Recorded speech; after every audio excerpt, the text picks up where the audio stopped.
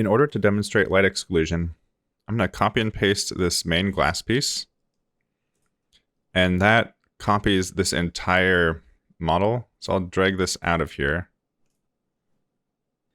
And you can see it's massive, but I can take this glass main and I'll rename it reflective. And if I drag it into this other model, it'll ask if we want to break that model. We can confirm, and that will size it back down. And then we can delete all this other stuff. So now we have a second layer of this. And I'll just pull it out a teeny bit. And this is more for demonstration, so we don't have to worry about getting this perfect.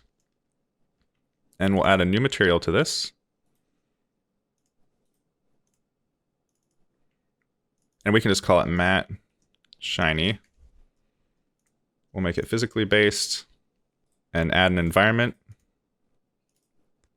So it's shiny.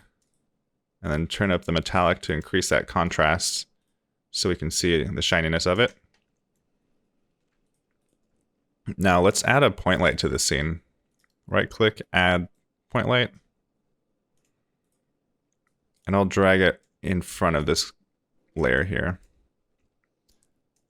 So let's say we're trying to light just this earpiece.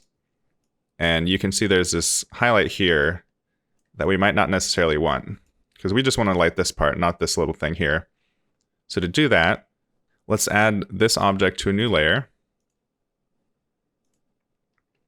And then we'll rename it to shiny. And then in the point light, under exclude, you can add the shiny layer.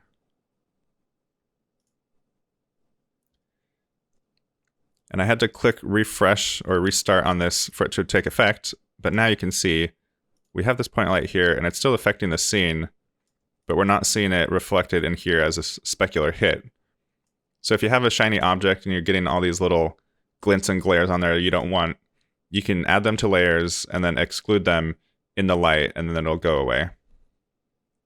So it's really handy if you're trying to light a scene and you want to be really specific with how the lights are acting. That's how you do it.